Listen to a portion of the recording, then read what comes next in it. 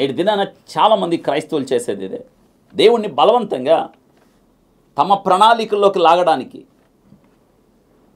చేసేదంతా చేస్తావు, వెళ్ళాల్సిన స్థలానికి వెళ్తావు, కాని పనులన్నీ చేస్తావు, కాని వాళ్ళతో సంబంధాలు పెట్టుకుంటావు, నీ సొంత ఆలోచన ప్రకారం నడుస్తావు, నీ హృదయం చెప్పినట్టు చేస్తావు, నీ కనులు ఆశించింది వెనకాడకుండా చేస్తావు, చేతులతో పట్టుకుంటావు, కాళ్ళతో నడుస్తావు, హృదయాన్ని దాని మీద పెట్టుకుంటావు.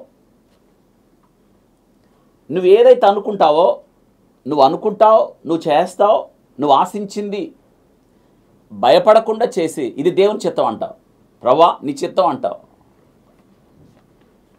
అందుకే చాలామంది వారి జీవితాలు విఫలమైపోతున్నాయి. ఎందుకో తెలుసా? బలవంతాన దేవుని లాక్కొస్తారు.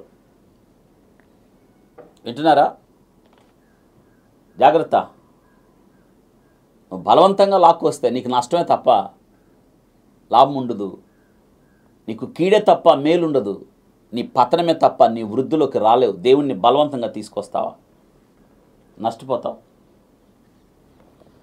అలా నష్టపోయిన వారు ఎందరో. చాలామంది క్రైస్తవులు ఈ కోవకు చెందిన వారే. లోకపరంగా బ్రతుకుతాం, దేవుని లాక్కొస్తాం. నాకు ఇల్లు ప్రభువా, నాకు ఒక ఇల్లు కావాలంటావు. దేవుడు నీకు సహాయం చేస్తే సిద్ధాంతి దగ్గరికి వెళ్తావు.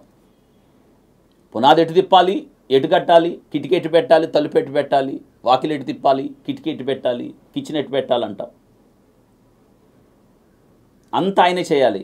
కానీ మళ్ళీ దేవుని లాక్కొస్తారు దానిలోకి, ఆ ఇంట్లోకి. ఉంటాడని మీరు అనుకుంటున్నారా? ప్రేమిస్తారు, ఇది దేవుని చిత్తం అంటారు బుద్ధి లేని వాళ్ళు చాలామంది.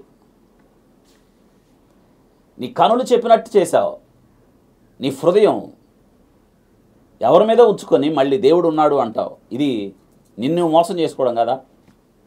ఎంతకాలం ఇంకేలాగా బలవంతంగా దేవుని చిత్తం కొరకు కనిపెట్టరు, ఆయన అధికారానికి ఒప్పుకోరు, పేరుకే క్రైస్తవులే, సంఘానికి వెళ్ళేవాళ్లే, వాక్యం చదువుతున్నవాళ్ళు అన్నీ తెలుసు. ఇశ్రాయేలీలాగా చేసేదంతా చేసి ప్రభువా నీ చిత్తం అంటావు. బలంతం లాక్కొస్తారా? ఎప్పుడు అలా చేయకూడదు.